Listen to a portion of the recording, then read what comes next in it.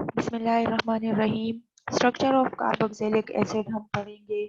Carboxylic acid का structure हमारे पास planar होता है। इसमें जितने भी एटम होते हैं all are present in one plane. अगर हम सिर्फ फॉर्मिक एसिड का स्ट्रक्चर देखें तो इससे हम आसानी से इसकी सारी बॉन्ड्स और सारे एटम की प्रेजेंटेशन कर सकते हैं।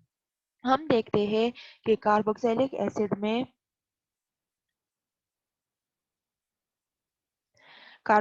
एसिड में कार्बोनिल ग्रुप होता है। Carbon double bonded with oxygen as well as यहाँ पे हमारे पास हाइड्रोक्सिल फंक्शनल ग्रुप होते हैं। कार्बन हमारे पास यहाँ पे sp2 हाइब्रिडाइज्ड होता है। इसी तरह हमारे पास ऑक्सीजन भी sp2 हाइब्रिडाइज होते हैं। इस वजह से ये डबल बॉन्ड बना लेते हैं। हमारे पास जो बॉन्ड एंगल्स होते हैं वो हाइड्रोजन कार्बन और ऑक्सीजन के दरमियान में 124 डिग्री होता है। ये 124 डिग्री। इसी तरह हाइड्रोजन कार्बन और सिंगल बॉन्ड ऑक्सीजन के दरमियान में 111 होते हैं और हमारे पास oxygen carbon and double bond oxygen के दरमियान में 125 डिग्री का एंगल होता है। अब ये वाला जो एंगल है ये थोड़ा सा कम इसलिए होता है क्योंकि यहाँ पे हमारे पास लोन पेयर ऑफ इलेक्ट्रॉन इसके पास होते हैं ऑक्सीजन के पास। इस वजह से ये थोड़ा सा रिपेल कर लेते हैं ये बाकी बॉन्ड को। लेकिन एक्चुअल में हम कह भी सकते हैं कि जो स्ट्रक्चर है कार्बोक्सिलिक एसिड का वो थोड़ा सा एंगुलर स्ट्रक्चर होता है। फिर हमारे पास इसमें हाइड्रोक्सिल ग्रुप भी है। हाइड्रोक्सिल ग्रुप में भी ऑक्सीजन के साथ दो लोन पेयर ऑफ इलेक्ट्रॉन मौजूद है।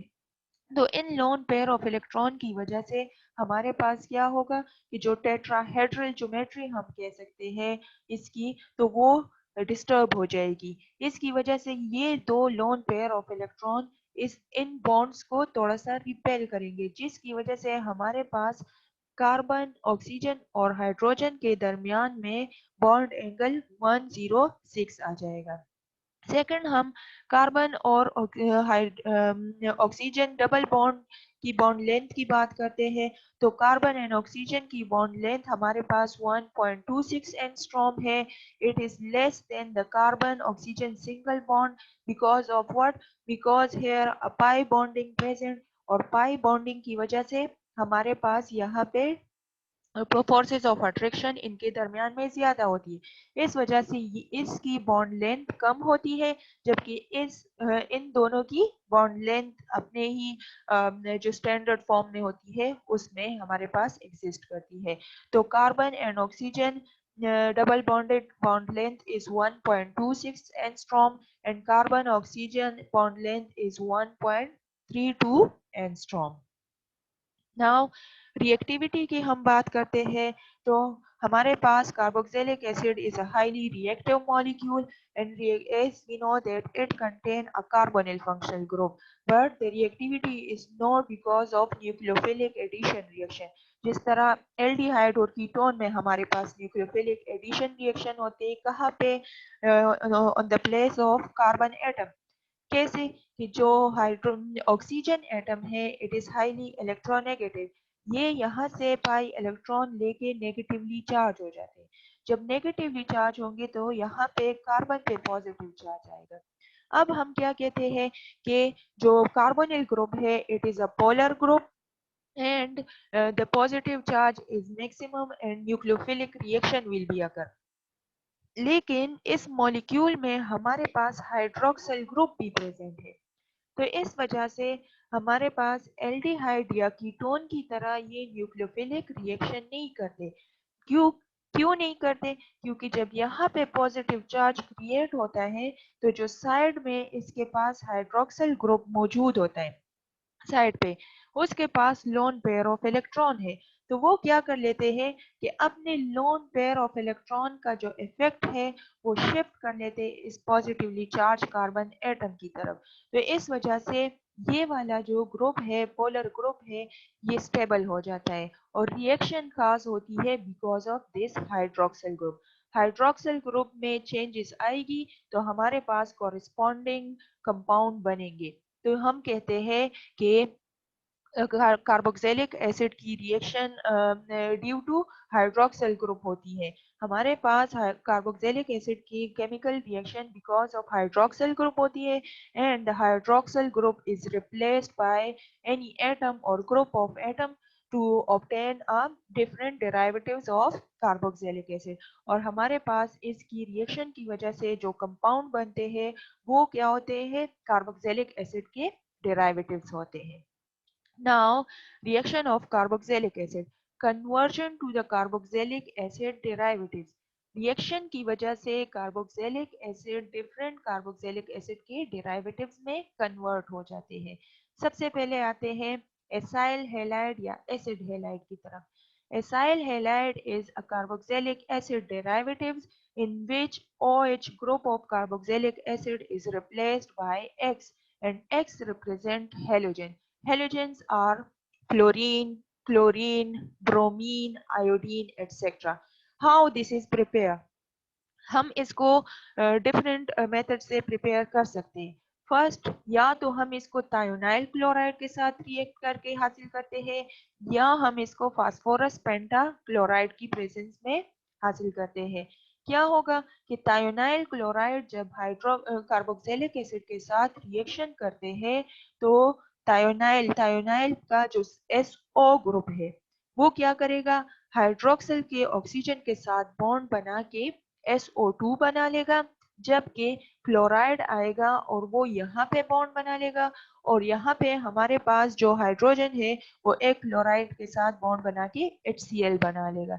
तो हम क्या कर लेते हैं कि यहाँ X की जगह पे कोई भी यहाँ पे हम क्लोराइड लगा सकते हैं, तो हमारे पास एसिटाइल क्लोराइड प्रोड्यूस होगा। Thionyl chloride when react with carboxylic acid, so sulfur dioxide, HCl and acid chloride will be produced. Now by using phosphorus pentachloride, so we obtain what? Acid chloride and phosphoryl chloride in HCl. हमारे पास क्या होगा कि phosphorus जो है वो oxygen लेके फास्फोराइल chloride बना लेगा। एक क्लोराइड फास्फोरस पेंटाक्लोराइड से आके यहाँ पे एसिड हैलाइड बना लेगा और हमारे पास HCl प्रोड्यूस होगा। Now second one is acid anhydride. Acid anhydride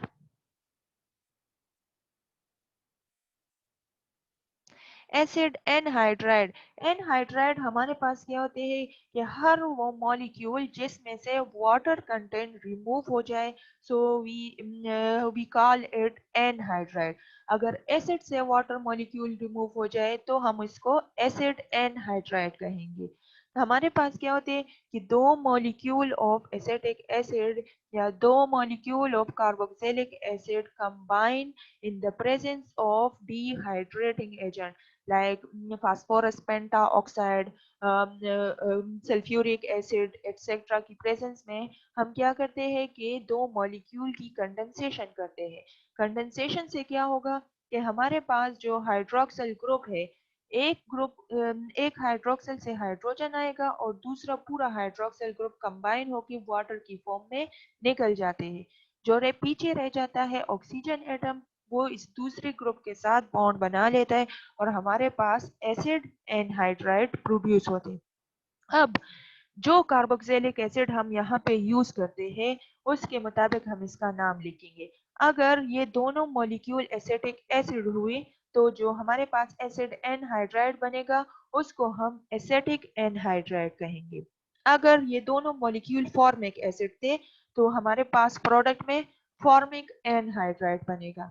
इसी तरह अगर प्रोपियोनिक एसिड हुआ तो propionic anhydride and so on, हम जितना आगे जाते हैं उसी के मुताबिक हम इसका नाम लिखेंगे। Now ester. Ester is a derivative of carboxylic acid in which hydroxyl group is replaced by alkoxy group.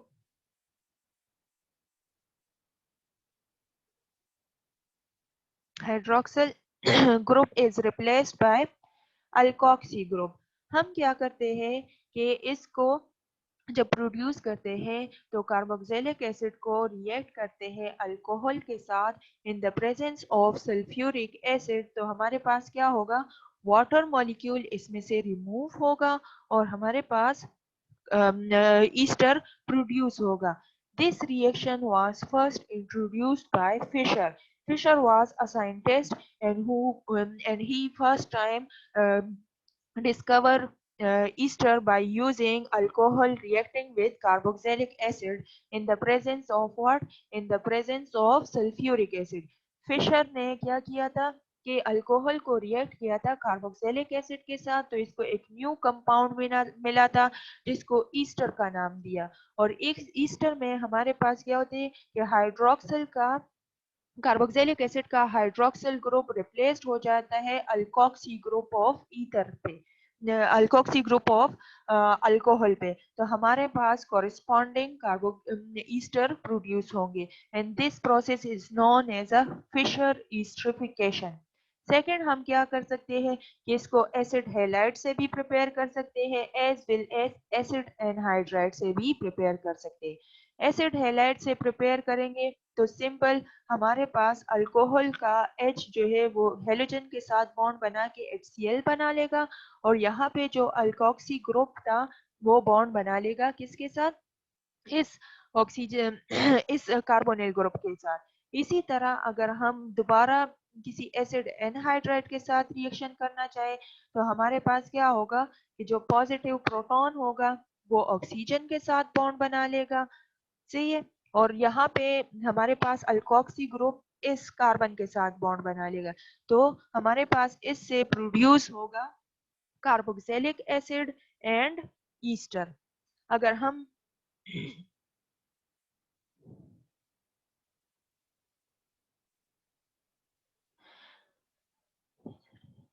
अच्छा, ईस्टर जो है ये हमारे पास ऑर्गेनिक कंपाउंड की एक क्लास है. अगर हम इनके आयोपेक नेमिंग की तरफ आते हैं तो आयोपेक नेमिंग लिखने के लिए हम क्या करेंगे कि जो अल्कोक्सी ग्रुप का अल्काइल है, ठीक है, अल्कोक्सी ग्रुप का अल्काइल इसको हम पहले नेम करेंगे.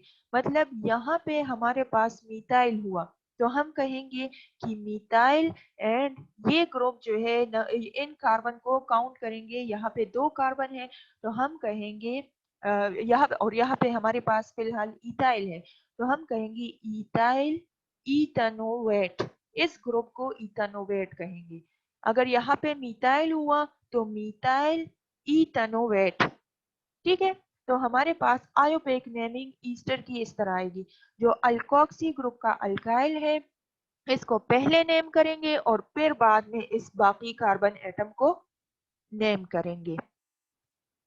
नाउ रिएक्शन समरी हमारे पास क्या आती है, यहाँ पे हम एसिड लेते हैं, उसकी अगर हाइड्रोलिसिस करें या अल्कोहलिसिस करें या मोनोलाइसिस करें तो हमारे पास उससे क्या क्या प्रोड्यूस होंगे.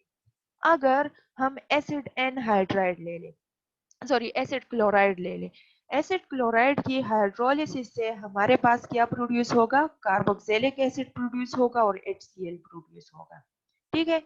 इसी तरह अगर एसिड क्लोराइड की हम अल्कोहलिसिस कर ले, अल्कोहल इसमें ऐड कर ले तो हमारे पास ईस्टर प्रोड्यूस होगा एंड HCl प्रोड्यूस होगा. अगर एसिड क्लोराइड की हम अमोनोलाइसिस करें तो हमारे पास एसिड अमाइड प्रोड्यूस होगा एंड अमोनियम क्लोराइड प्रोड्यूस होगा. इसी तरह एसिड एनहाइड्राइड की हाइड्रोलिसिस से 2 कार्बोक्सिलिक एसिड हमें मिलते हैं. इसके अलावा अल्कोहलिसिस से हमें ईस्टर एंड कार्बोक्सिलिक एसिड मिलते हैं एंड अमोनोलाइसिस से हमें एसिड अमाइड एंड हमारे पास कार्बोक्सिलिक एसिड मिलते हैं. अगर हम ईस्टर की हाइड्रोलिसिस करें तो ईस्टर की हाइड्रोलिसिस से हमें अल्कोहल और कार्बोक्सिलिक एसिड मिलेगा. इसकी हम अल्कोहलिसिस नहीं करते. इसके अलावा अगर हम अमोनोलाइसिस करेंगे तो एसिड अमाइड और अल्कोहल बनेंगे. इसी तरह हमने एसिड अमाइड के बारे में पढ़ना है, तो एसिड अमाइड हमारे पास हाइड्रोलिसिस से क्या करते हैं, कार्बोक्सिलिक एसिड और अमोनिया प्रोड्यूस करते हैं. और नाइट्राइल्स जो है वो हमारे पास हाइड्रोलिसिस से carboxylic acid and ammonium chloride produce करते हैं. Reaction of carboxylic acid derivative, हमारे पास डिफरेंट डेरिवेटिव्स आते हैं by reacting carboxylic acid with different reagent.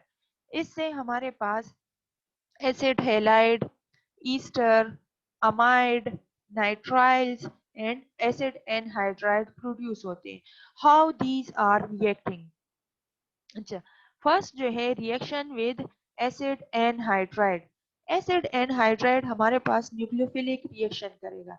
Acid halide are more reactive, acid anhydride are more reactive than Easter.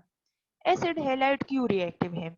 क्योंकि इसमें halogen group present है जो हाईली इलेक्ट्रोनेगेटिव है। ये क्या कर लेते हैं कि इस ग्रुप से इलेक्ट्रॉन लेके निकल जाता है, इस वजह से इसकी रिएक्टिविटी हमारे पास ज्यादा होती है। एसिड एनहाइड्राइड सेकंड नंबर पे हमारे पास रिएक्टिव है बिकॉज ऑफ व्हाट?